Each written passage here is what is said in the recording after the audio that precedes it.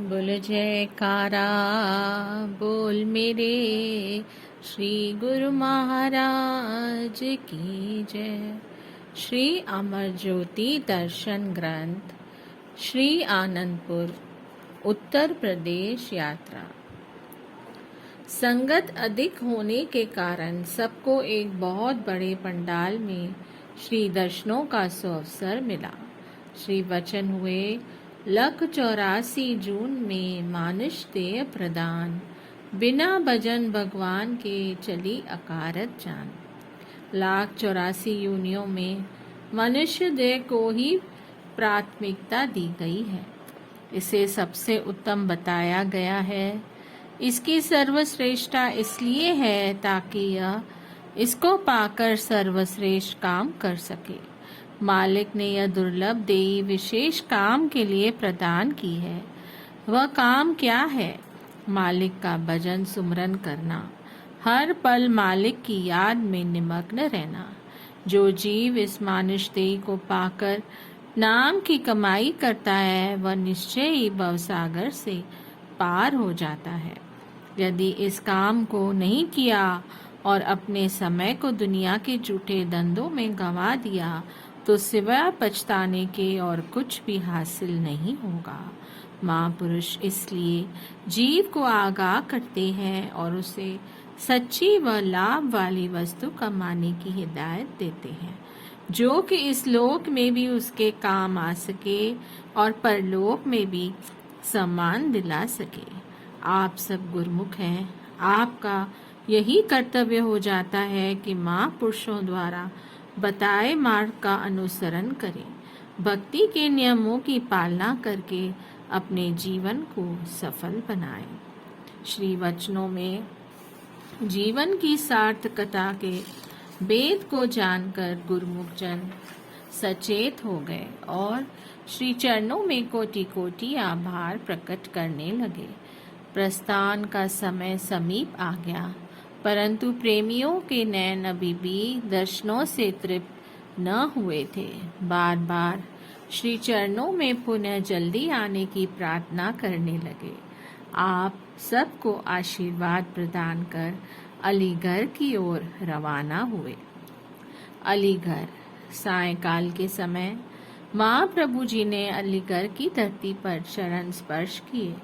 आप प्राय हर वर्ष यहाँ कृपा फरमाते थे, परंतु इस बार काफी समय के पश्चात जब प्रेमियों को श्री दर्शन की झलक हुई तो उनके आनंद का पारावार न रहा।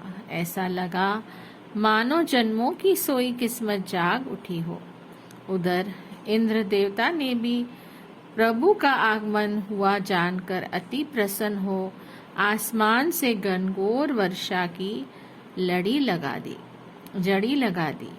महाप्रभु जी ने रात्रि के समय भक्त चुनीलाल केवल कृष्ण जी के घर विश्राम किया। प्रातः होते ही वहां से आश्रम में पधारे। श्री आरती पूजा के पश्चात श्री वचनों की दिव्य दात को पाकर सब प्रेमी जन आत्म विभोर हो गए। सब चकोर की न्यायी श्री चंद्रमुख की ओर निहार रहे थे। पलकें झपकने का नाम नहीं ले रही थी। सबकी यही अभिलाषा थी कि जो दुर्लभ अमूल्य घड़ियां प्राप्त हो रही हैं, उनसे भरपूर लाभ उठा लें। वहां पर एक प्रेमी परिवार श्री चरणों में उपस्थित हुआ। उन्होंने अपने हृदय के भावों को एक शब्द के रूप में गायन करते हुए कहा, दरमादे ठाठे दरबार, तुझ बिन सुरत करे को मेरी, दर्शन दीजे खोल किवार। तुम धन धनी उदार त्यागी, स्वतन सुनियत सुजस तुम्हार। मागऊ कहे काह रंग सब देखऊ, तुम ही ते मेरो निस्तार। जे दो नामा बिप सुदामा, तिन को कृपा बई है अपार। अर्थात हम विनम्र भाव से आपके दरबार में उपस्थित हुए हैं। आपके सिवाय कौन हमारी संभाल कर सकता है? हमें अपने दर्शनों से भरपूर कर दीजिए। आप अति धनी, उदारचित और सर्वज्ञ हो। हमने आपके अपने कानों से आपकी ऐसी महिमा सुनी है। सारा संसार तो भिखारी है, फिर हमारा निस्तार तो आपसे ही है। आपने जयदेव, नामदेव और सुदामा पर अत्यंत कृपा कर उनका उद्धार किया। हम आपकी शरण में आए हैं, हमारा भी उद्धार कीजिए। उनके भाव से भरे इस शब्द को सुनकर श्री सद्गुरुदेव जी महाराज जी ने फरमाया, आप सब गुरुमुख हैं, भिखारी नहीं, भाग्यशाली हो। आज तो तुम्हारे जन्मों के पुण्यों का खजाना खुल गया है। तुम सच्चे धनवान हो। आपके कई जन्मों के पुण्य एकत्र हुए हैं, तो आप सौभाग्य से इस ऊंचे व आलीशान दरबार में आए हैं। आप सुख, आनंद और शांति के द्वार पर पहुंच गए हैं।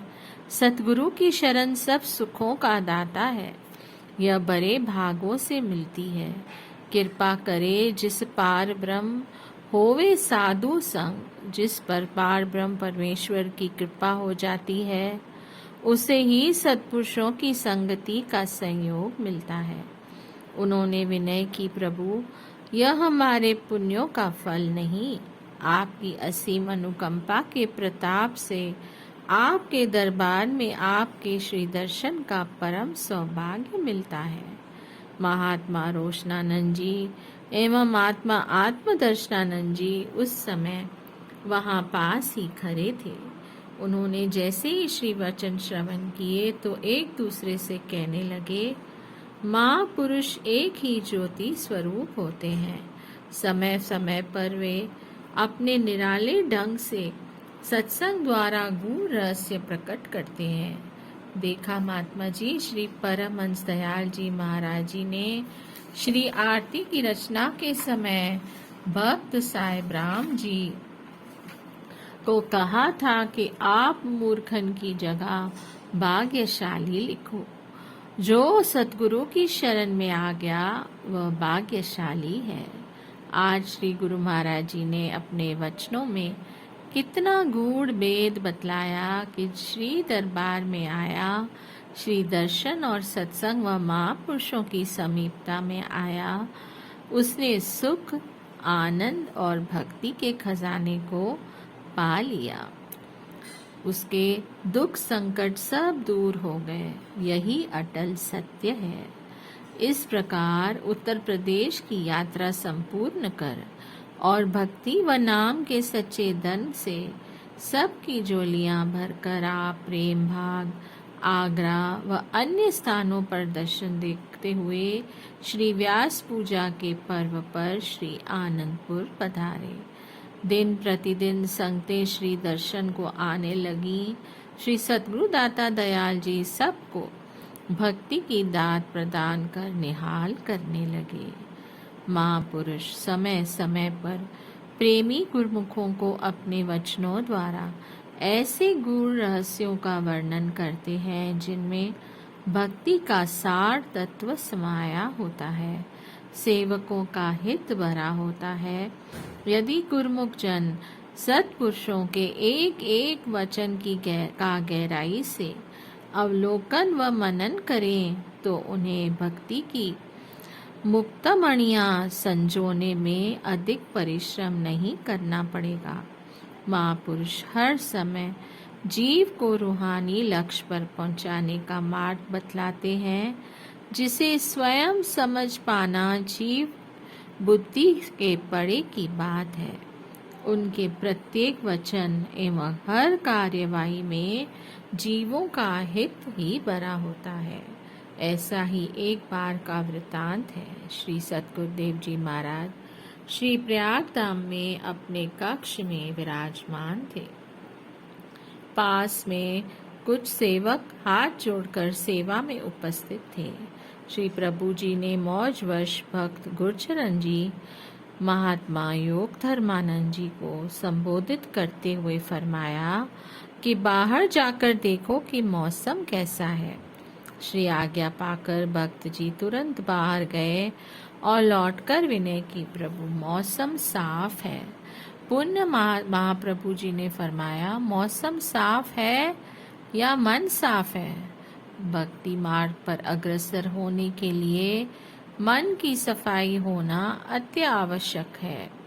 जब तक मन साफ व निर्मल नहीं होगा तब तक जीव महापुरुषों की प्रसन्नता प्राप्त नहीं कर सकता।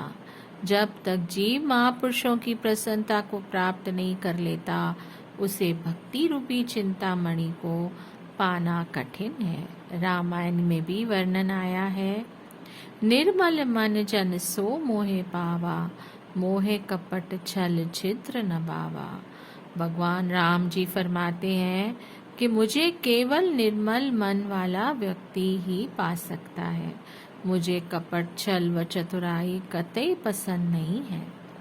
यदि किसी के मन में मायावी विचार हो तो वे बाह्य रूप से चाहे कितनी नजदीक हो, लेकिन वे प्रभु की आंतरिक कृपा से कोसों दूर रहते हैं। इसलिए गुरुमुख को चाहिए कि वह अपने मन में किसी भी प्रकार की मलिनता न आने दे। मन को सदैव सद्भावना, सुमति और सच्चाई के विचारों से भरपूर रखे, सतगुरु के शब्द से जोड़े रखे। इसी में ही सेवक की भलाई है और इसी में ही महापुरुषों की भी प्रसन्नता है। पावन श्री वचनों को श्रवण कर भक्त जी श्री चरणों में नतमस्तक हो गए। इसी प्रकार आप हर पल हर क्षण सेवकों के लिए हितप्रद वचनों की वर्षा कर सदैव उनका मार्गदर्शन करने में तत्पर रहते।